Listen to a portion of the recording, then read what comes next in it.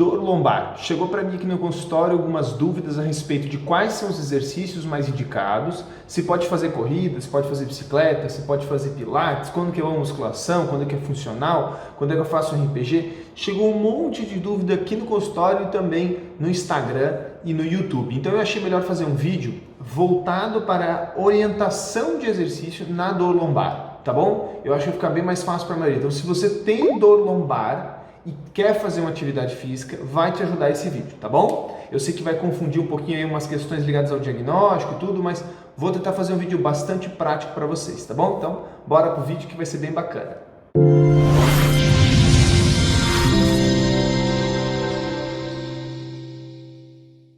O meu nome é Murilo José Tambosi, eu sou fisioterapeuta, sou osteopata e aqui no meu canal do YouTube eu falo bastante sobre dor, exercício, lesão, melhora da qualidade de vida e como que você pode resolver o seu problema baseado na causa primária, naquilo que começa o seu problema de fato, tá? Tratar isso de uma forma organizada, baseado em 4 pilares essenciais para uma saúde plena. Tem um videozinho aqui em cima no canal onde a gente fala sobre os 4 pilares e eu deixo você bem orientado. Hoje o vídeo eu prometo ser bem rapidinho, que a ideia é dar um tapa a respeito de dor lombar e exercício físico, principalmente o pessoal que faz atividade dinâmica, como bicicleta, corrida e coisas do gênero, tá bom? Acho que o primeiro ponto, pessoal, para entrar para vocês aqui na explicação, e óbvio, né, se você já não me conhece aqui do canal do YouTube, sempre se inscreve no canal, curte, deixa seu comentário, que isso vai ajudar o canal a crescer. Mas o primeiro ponto que eu quero falar para vocês é os tipos de dor. Gente, existem vários tipos de projeção da dor no corpo físico, seja no músculo, no ligamento, num tecido facial, numa articulação, né? Mas existem 3 formas, basicamente, de você ter dor, né? Ter dor. Você pode ter dor por uma compressão real do nervo, que é uma dor neuropática. Você pode ter dor projetada de um tecido, como por exemplo do coração, ou do estômago, ou do intestino e tudo mais, que o corpo projeta essa dor e cria no local uma sensação de alteração do limiar de sensibilidade, que é uma dor nociceptiva, nociplástica. Você tem uma dor nociplástica, você tem a suspeita de que ali tem algum problema, uma lesão e tudo, mas não tem nada. É uma dor que projetou ali e o seu sistema nervoso central está com o limiar de excitabilidade alterado. E você pode ter a dor nociceptiva, que é essa que eu acabei de falar, trocado, né? A dor nociceptiva, ela é a dor por trauma mesmo. Você teve lá um trauma, tem uma inflamação no tendão, por exemplo, no ombro, que isso é em questão, e a inflamação que está gerando dor. Então você pode ter a lesão no local por uma dor nociceptiva, uma dor projetada por outro tecido no local, que é uma dor nociplástica, e você pode ter uma dor por uma compressão neural, sei lá, por exemplo, uma compressão cervical que vai gerar uma dor no ombro, tá bom? Só para vocês entenderem assim de forma bem sucinta, você tem 3 possibilidades para essa dor. Agora, o tecido que vai projetar essa dor, ele pode ter sensações diferentes, e é sobre isso que vai impactar no seu exercício físico, tá bom? Quais são as possíveis causas, Murilo, para a dor lombar? Existem várias, existem inúmeras causas para dor lombar, mas o que eu quero que vocês se atentem é a 2 situações. Algumas causas, e aqui vamos dar um exemplo de uma dor de origem nociplástica, por exemplo. Você tem aí há 20 anos inflamação do seu intestino delgado, só um exemplo. Você está ali com, sei lá, vamos chutar aí, 30 anos de idade, você está há 20 anos com inflamação do intestino delgado, certo? A inflamação do intestino delgado fica sensibilizando, fica irritando a inervação dela na lombar, via sistema nervoso autônomo. Sempre tem o quadro aqui atrás, para quem me acompanha no canal eu mostro, né? Então fica irritando a sua lombar. Há 20 anos aquela inflamação do intestino inflamando seu intestino vai gerando uma sensibilização na sua lombar e uma dor nociplástica, ok? Beleza. Só que de quebra, pessoal, ela também vai diminuir a atividade da musculatura profunda e fazer com que o corpo transfira a carga, principalmente para o tecido ósseo, cartilaginoso, os discos, cartilagem e tudo, e os ligamentos. É aquele paciente que vai fazer uma bicicleta, e aqui vem o exemplo do exercício. Vai fazer uma bicicleta e durante o começo do pedal, por exemplo, ele sente a dor lombar, mas depois de um tempo a dor alivia. É o paciente que quando está deitado começa a incomodar, daí ele levanta, faz exercício, alivia. Ele vai para a academia, ele faz 3, 4 movimentos, a dor dói um pouquinho, depois ela alivia. Por quê? Porque você tem uma víscera, um órgão, inibindo a musculatura, que deveria estabilizar aquela articulação, aqui em questão a região lombar, e não está estabilizando. Com isso a carga vai para outros tecidos que projetam dor, que são os ligamentos, a cápsula, tudo que eu citei, projetam dor geralmente no início e no fim do movimento. É aquele paciente que se curva, por exemplo, para alongar, ele sente dor no começo e no final do movimento. Mas se ele faz isso algumas vezes, ele percebe que a dor alivia. Então cuidado, porque tipo de dor são três, mas elas se projetam nos tecidos de várias formas. Elas se projetam na estrutura, no corpo, de várias formas. E aí vão contrariar alguns exercícios e outros não. Então, por exemplo, esse paciente em questão, que a causa é uma inflamação do intestino, a característica é que a musculatura profunda desse abdômen não esteja adequadamente funcionando bem. Mesmo que ele tire a inflamação do intestino, o dano causado por essa inflamação cronicamente gerou uma fraqueza dessa musculatura.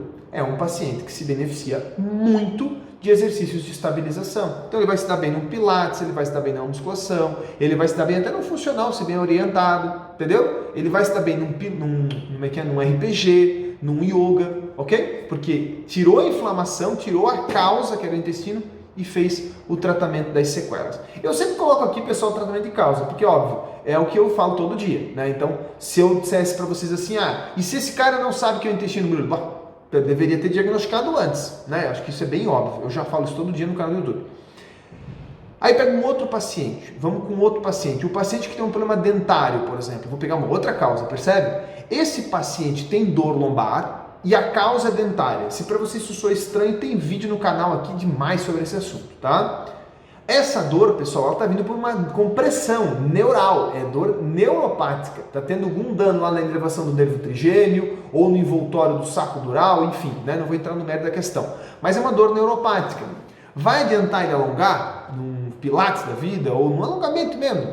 Não vai. Vai adiantar ele fortalecer? Pô, não tem nada fraco. Não tem nada fraco. Muito pelo contrário, o corpo está totalmente desequilibrado, tentando compensar aquele problema neurológico, hiperativando a musculatura para estabilizar a tensão no tubo dural. Vou explicar para vocês. Você tem um problema lá na boca, isso vai gerar uma repercussão em um tecido dentro do crânio que vai até o cóccix, chamado saco dural. Mas não vou entrar muito a fundo da questão, só porque não é o foco do vídeo.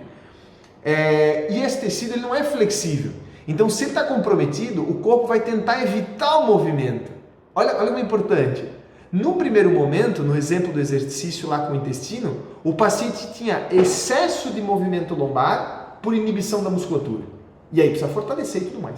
E no segundo momento, esse paciente também tem dor, ele também pode ter uma dor muito similar. Murilo, realmente, cara, eu acordo de manhã todo meio duro. Daí eu levanto, dou umas caminhadas, alivia na hora. E depois não sinto mais. Pode ser dentário. Pode ser totalmente dentário. Olha, eu tenho uma dor no meu joelho que ela vem e vai do nada. Né? Eu dei um exemplo aqui.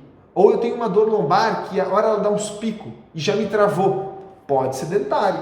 Entendeu? E aí que tá. Esse cara, como eu falei, a musculatura está espasmada protegendo ele. Muito pelo contrário, ele não tem excesso de movimento, ele tem falta de movimento. Então quer dizer que eu movimentar ele mais seria bom? Não, o corpo estabilizou esse indivíduo, ele bloqueou esse indivíduo para proteger um tecido mais nobre.